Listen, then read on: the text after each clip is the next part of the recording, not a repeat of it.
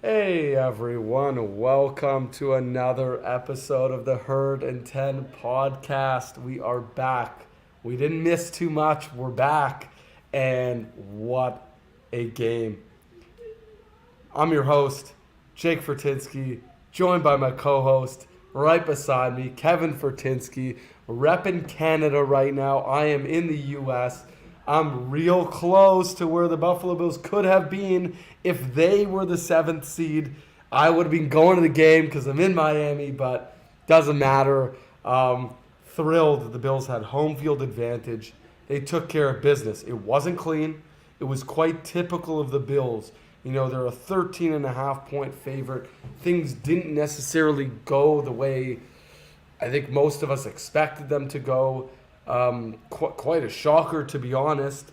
There are some good things, there's some bad things, and there's some really ugly things that happened in this game. Kev, I'm going to let you break it down. Obviously, the Bills won the game. They win by just a field goal. They squeaked it out. As the title says, the Bills survived the Finns. The Bills move on to now the AFC divisional round. They'll be taking on the Cincinnati Bengals. Not a huge surprise there, although they also squeaked out a win against the Baltimore Ravens. So I think that we'll be talking a little bit about that because I think that there was a surprise there. I don't think a lot of people had the Ravens, coming close, standing a chance against the Bengals, but they did. And the Bengals offense did not look as good as they have. They look like they can be stopped, so that's obviously a positive. And of course, the Buffalo Bills are going to be at home against the Bengals. The Bills played about 5 minutes against the Cincinnati Bengals, but it was in Cincinnati. Of course, before we even dive into anything, I would be remiss if I didn't talk a little bit about Damar Hamlin. You know, I know we're a little late to the game. Obviously, this happened now a couple of weeks ago, but Damar Hamlin, all of our prayers continue to go to him, his family, what he has done so far. His recovery has been truly, truly incredible. I think it's something that both the NFL and fans alike are going to learn from because this is something that fortunately we have never had to watch. We have never had to witness on an NFL field. I hope we never have to witness anything like that ever again. It was very, very hard to watch. It was gut wrenching. Me and Kevin weren't watching together, but we were both feeling the same emotions during that moment. I think a lot of us were kind of just silent. I think a lot of people didn't know how to react. But I'm so happy to be saying that he's alive and well right now. He's at home in Buffalo. He is cheering on the Bills. I mean, shockingly enough, it sounds like he wants to play again. And if his health is good, I would love to have the guy be a Buffalo Bill once again. It's just one of those things that you hope to never see again. It's a freak accident. And we wish him well and nothing but the best over the offseason and hope to see him again. And if he's not in a Buffalo Bills jersey and he's just doing things for the community, I mean, his Troy Drive has obviously gone bonkers since everything happened. It's, I believe, close to 9 million now raised, and I think prior to his accident, it was about $2,500. So if that doesn't say how many good people there are in this world, I don't know what does. I think it's it's a terrible thing that happened to him, but it's incredible that he's turning it into a positive thing and going to make a big difference in this world, a very positive difference in this world. Moving on, the Buffalo Bills beat the Dolphins. Kev, let's break down the game, and then we'll talk about the upcoming game. We're not necessarily going to do, best players, worst players, stock up, stock down. This is going to be a different segment. This is going to be a different episode because this is playoffs, baby. Yeah, look, we knew going in the only way we were going to lose that game is if we beat ourselves. And we really, really tried. I mean, 3 turnovers on offense, an electric punt return by Miami. They scored a lot of points off turnovers and off that special teams gaff. So to me, and not to mention, we had a couple more fumbles that we were thankfully able to recover. So it was definitely a rocky performance from the Bills, which we've seen at times this season. We almost led the league in turnovers this year, and unfortunately that cropped up again where, one interception was a miscommunication, another interception was maybe not the best decision making from Josh Allen, where Cole Beasley probably wasn't open. And then obviously the blown protection on the fumble recovered for a touchdown. So we had just too many mistakes on offense. We're lucky to get out of that game with a win. Like Jake mentioned, the Baltimore-Cincy game was also close. A lot of these divisional matchups, a third matchup in the season, really comes down to the end because these teams know each other well. They know their tendencies. Unlike our divisional matchup, we're going to see a team in Cincinnati who we haven't seen in a long time. We almost played them. Obviously, the DeMar Hamlin incident was very unfortunate. But essentially, we haven't played Cincinnati and Burrow ever. So it's going to be a whole different ball game next week. But getting back to the game, some of the positives I take out of the game, look, Josh Allen made some mistakes, but ultimately he was able to lead us to victory in the important moments. He was able to run a crucial first down when we got behind in the game. He was able to throw an incredible touchdown to Gabe Davis to extend the lead and really give our defense a chance to close it out. It wasn't the best performance, but we still put up 34 points on the board. I thought our defense looked okay. A lot of the points were given up because of a long punt return. They scored, I think it was 13 points off turnovers. One of them obviously being the fumble return for a touchdown. So, I didn't think our defense had a terrible game. We didn't give up a lot of yards. We got a couple interceptions. I thought Kaiir Elam looked fantastic. The pass breakup to end the game was huge. His interception was terrific. So, I know Dane Jackson went out with an injury, but honestly, to me, that makes our team better. I think the upside for Kaiir Elam is a lot higher than the upside for Dane Jackson. Yes, Kaiir Elam has had his issues, coverage issues. He's gotten turned around a bit. But against Cincinnati, we're going to need him. We need him. Hopefully he's okay. He did get a little banged up on that last play, but I think it was just the wind getting knocked out of him, hitting the ground. Hopefully that's the case because he's a big body corner. And we're going to need him against T. Higgins especially because you figure Trey White is going to be covering Chase. So we're going to need a big game out of Kaiir Elam. You're going to need a big game out of Taron Johnson covering Boyd in the slot. You're going to need everyone. I thought Taron Johnson had a terrific game too. I thought he was covering really well in the game. He made a couple nice pass breakups. Tremaine Edmonds, I thought, had a good game. We didn't give up much on the run. To be honest, the 31 points, it didn't seem like our defense really gave up a lot of those points. A lot of it was due to offense and special teams, like I said. So I have a lot of confidence going into next week. I still think we're the better team. Cincinnati is very banged up on their O-line. They lost their left tackle during the game. They already lost their right tackle for the season. They are ripe for the picking along the line. Our defensive line is going to have a massive game. So, go 1-0 each week. Doesn't matter how you do it.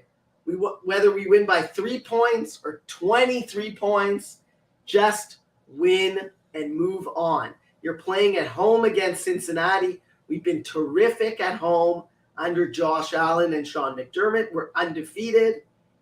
I think I'm excited. I'm excited. I'm nervous.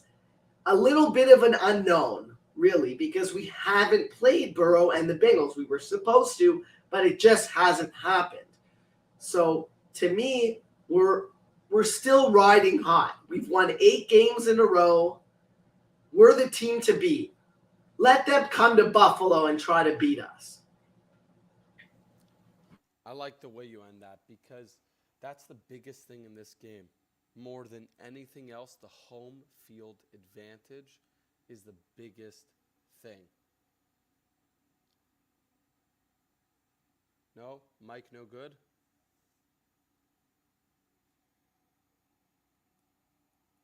Hold on. I think we're running into some technical difficulties.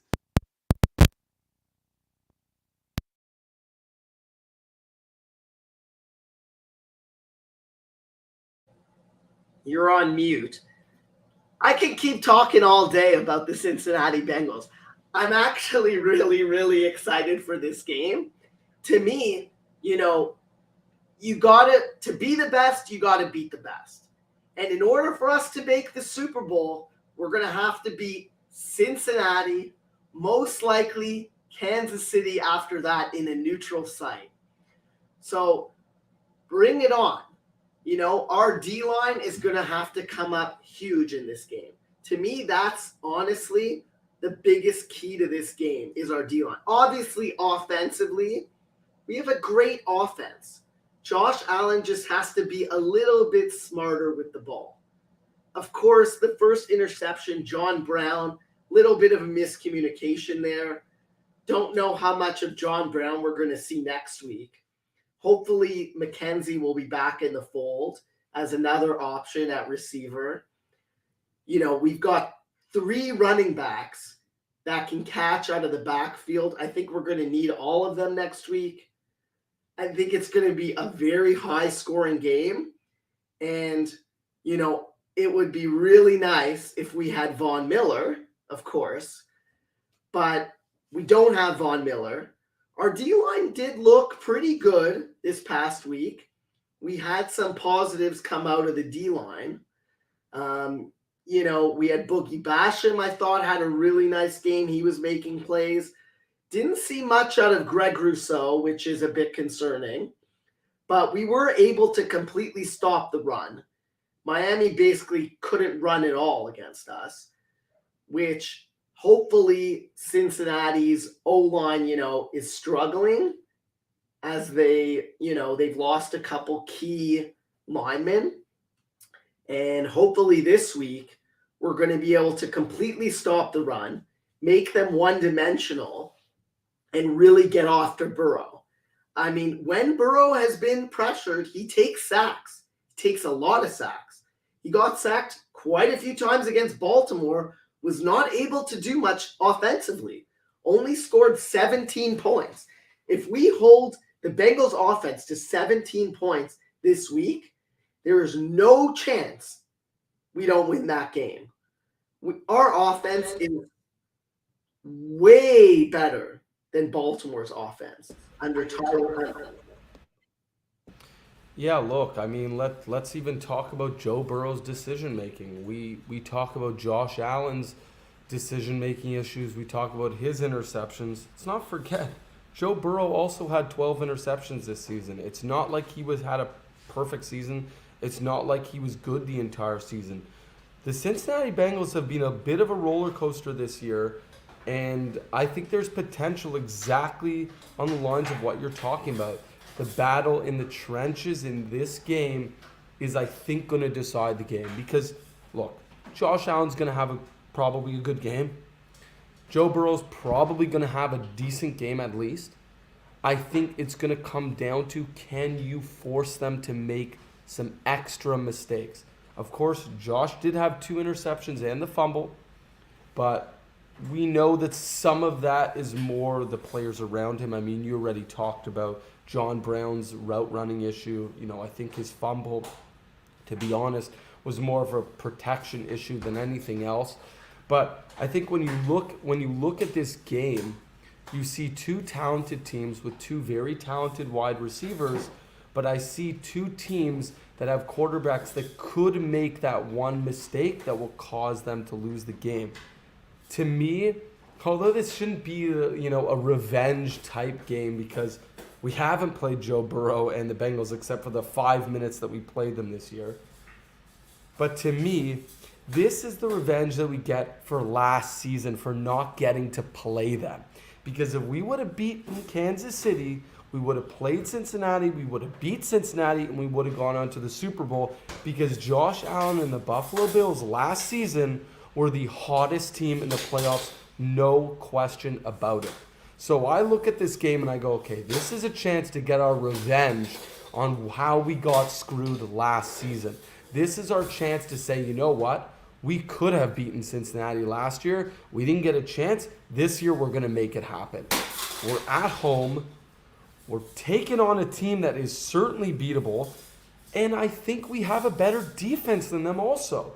Specifically when Kaiir Elam is on the field.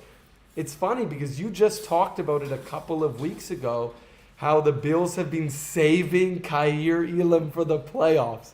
Well, maybe this is his time. He looked really good, I thought. He had some big plays. Of course, he had an interception, which was an incredible interception. He had the pass breakup, which you talked about.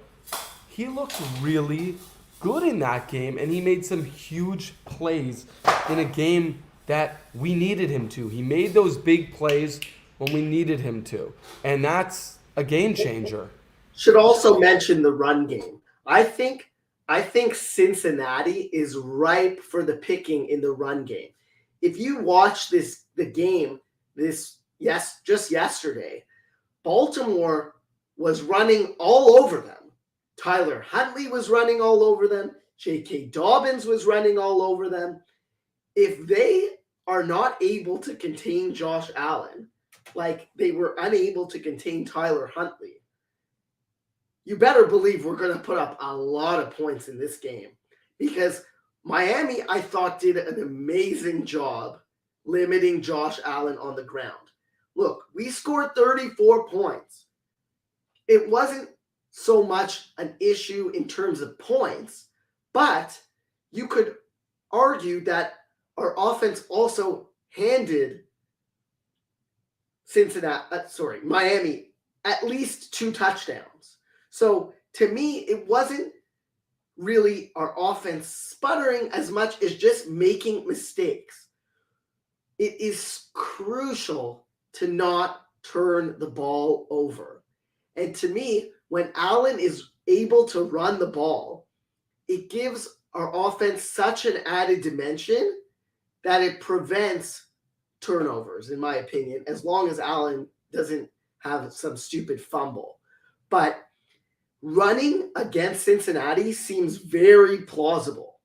And if we can be a multi-dimensional team on Sunday, I don't think we're going to have any issues. I think we can put up close to 40 points, on it. I know the Bengals are a good defense. However, watching them against Baltimore showed that they're not that great against the run. And we know what kind of offense we have passing the ball. But when we're able to run the ball, that's when we can really steamroll teams. So to me, such a key to the game is protecting the ball. And part of that is being able to run the ball effectively. I didn't love us heaving the ball downfield on almost every play. I know Miami kind of dares you to do that with their nonstop blitzing and cover zero packages. The Cincinnati Bengals aren't the same defense as Miami. They ain't going to be blitzing on every play. Miami did a good job blitzing. I'll give them some credit. Obviously, the turnovers they were able to force, but that was essentially their only chance to win that game, is if they forced us to have turnovers. That's not the Bengals. The Bengals have many ways they can beat you. They can beat you offensively. They can beat you defensively. They can beat you in every facet. They're like the Bills. They have a top 10 offense. They have a top 10 defense. They've got good pass rushers. They've got good corners. They've got great receivers. Maybe their one weakness, especially now with the injuries, is the O-line. So they want to get the ball out quickly. However, if we can make them one-dimensional and jump some of those routes, put pressure on Burrow, we can win this game, and we can win big. I think, yeah. And I think the Bills need to look at what they did against the Dolphins and replicate some of that with regards to the way they covered Jalen Waddle, the way they covered Tyreek Hill, and compare that to the way they need to cover Jamar Chase. Because to me, there's some strong similarities there. And for the first time since I can remember, the Buffalo Bills contained Tyreek Hill. Now, some of that falls on the fact that they had a third-string quarterback in Skylar Thompson, although he actually looked pretty good for a third stringer. I thought he had an okay game. I thought he looked solid. He moved the ball when he needed to. You know, he definitely has some times where he hesitates a little too much and doesn't throw it when a guy's open or he doesn't have great anticipation. But having said that, the Bills contained Tyreek Hill quite well because every time Tyreek Hill caught it, there was at least two Bills players there to take him down. And that's something the Bills have never done with Tyreek Hill. I remember during the game they were showing his stats, and I think the two games he played us in the playoffs, he put up, it was 150 yards one game, 111 the other game, and he had 9 and 10 receptions. So if we can do that to Tyreek Hill, I think we should be doing something very similar to Jamar Chase. And let's not forget, I don't think T. Higgins is Jalen Waddle. It's not to say you can forget about him, but I don't think you need to cover him or give him the same respect that you would need to give Waddle, which means you can spend more time ensuring that you're locking down on Jamar Chase and not allowing him to get open on deep routes. He's going to get the ball. He's going to feed. Okay, if you think we're going to go in this game and Jamar Chase isn't going to get a lot of catches, he's not going to get some yards, he's going to. But if you can keep him under that 100-yard mark and most importantly, keep him from long plays, nothing, 30, 40, 50 yards plus, I think you have a very great chance in this game. And I think Cincinnati's going to be looking to do the same thing to Stephon Diggs. The difference is we have another guy who seems to be the magic sauce in the playoffs, and that is Gabe Davis. We got to talk Gabe Davis because we've been shitting on the guy the whole season. Statistically, he did not have a bad season, but if you use your eyes and you watch every game, you know what me and Kevin saw. You know that we saw a guy who just wasn't the same guy as last season. He wasn't coming out of his routes well. He was having a lot of poorly dropped catches, some poor footwork along the sidelines. It was none of that in this past game against the Dolphins. To me, he looked lights out. He looked as good as ever.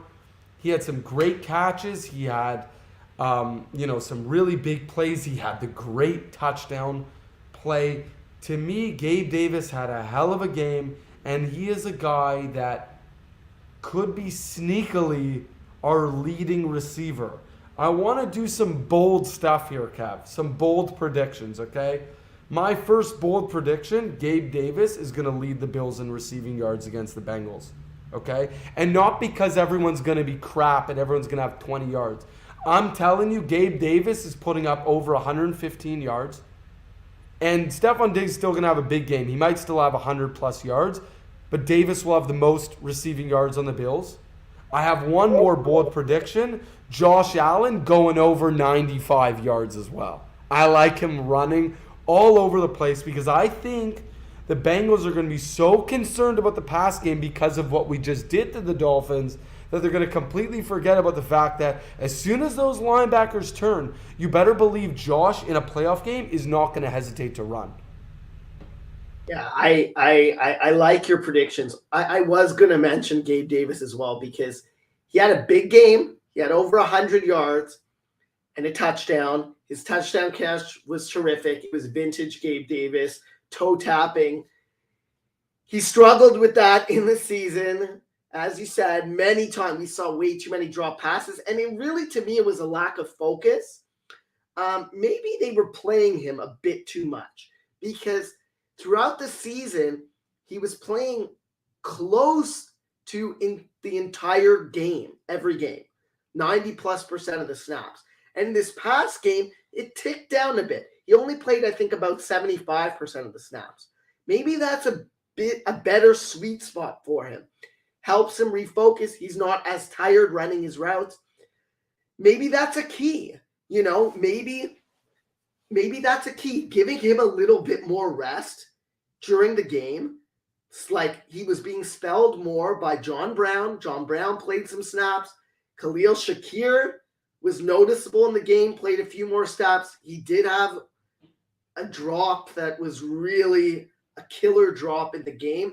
This was so close, It looked like a catch at first, but obviously it was overturned. But yeah, like playing those supporting receivers a little bit more, giving Gabe Davis a break because they've done it with Stephon Diggs. Stephon Diggs usually plays only between 70 and 80% of the snaps, which helps him have that burst. And I'm not sure why they weren't doing the same with Gabe Davis. But we need playoff. We need playoff Gabe. We need him because he is such an X factor for us. When we have that two-headed monster, look, last week, both Diggs and Davis were both over 100 yards. That's huge. That wins you games. We are going to need a lot of points in this game. I think it's going to be another game where we're going to need over 30 points to win. Our defense is good, but there are some holes, and we're going to need to score a lot of points against a team like this to get through and slay our demons, as you said, with both Cincinnati and Kansas City. We want our chance to beat Kansas City.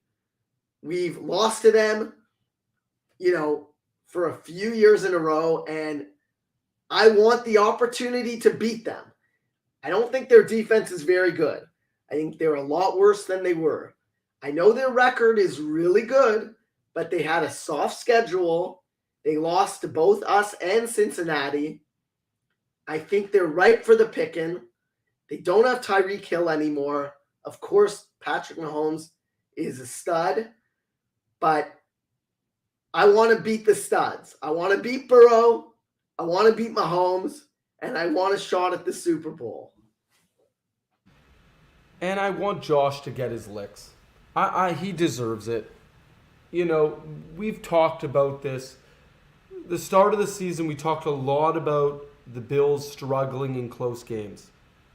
And it's funny because as the season has moved on, Josh Allen and the Buffalo Bills have proven time and time again that they can win close games. We were so concerned about it at the beginning of the year. How are the Bills going to overcome adversity? How are they going to deal with these close games where maybe their defense doesn't perform as well or doesn't get as many takeaways, or our offense has a couple bad turnovers and leaves our defense in and out a little bit?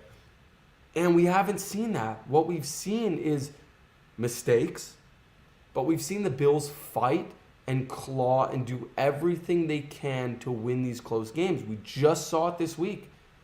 A game against the Miami Dolphins that we were supposed to win by 2-3 touchdowns, which we looked like we were going to win by 2 or 3 touchdowns to start the game, but we let them back in it.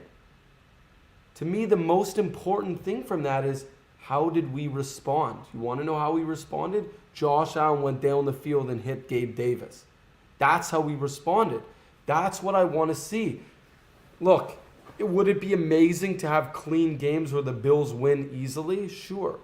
But it's not going to happen in the playoffs. It's just not. It doesn't matter who you're playing. It doesn't matter what you think is happening. Every game is going to be close. I don't care if a team was good in the season or not. They made the playoffs. Every team here has made the playoffs. Every team has deserved and earned an opportunity to play here and play the Bills. So let's not forget about that. The Bengals are a good team. They have Joe Burrow, but the Bills have Josh Allen. And I have one last bold prediction. Oh, yeah. The Bills will not turn the ball over on Sunday. It has not happened many times this season, and definitely hasn't happened recently. But the Bills will have no turnovers. And as a bonus, let's do our score picks for the game. My prediction, 38-30 Bills. 38-30. I got the Bills. I'm just running this in my head right now. 40-37. It's going to be a close one. It's going to be a nail biter. I think it should be noted the timing of this game, because I think that's a big factor. I like that it's an afternoon game. It's not too late. It's not too early. At 3 o'clock, it's a good time. Guys can still have a normal routine. It's on a Sunday. The Bills like to play on Sundays. Josh Allen likes to play on Sundays. This is a good time for the Buffalo Bills. I'm glad that they chose Sunday. Not to mention my wife's birthday's on Saturday, so thank God it's on Sunday. But I'm happy that it's a Sunday. It's a normal afternoon game. And that to me is I think, beneficial to us as well.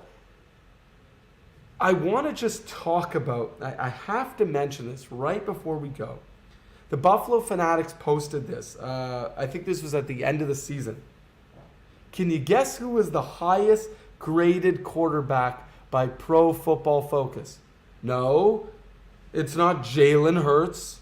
No, it's not Joe Burrow. No, it's not Magic Patrick Mahomes. It's Josh frickin' Alien Allen. Okay, 91.7, highest graded quarterback in the NFL. Okay, so say what we want. We have our issues. Josh has had his ups and downs. But over the course of the season, he was the highest rated quarterback. Who else do you want on your team when it comes down to it in the AFC divisional game? No one but Josh Alien Allen. Let's go, baby. And we are going to end this by saying, as we always do, go Bills. Let's go.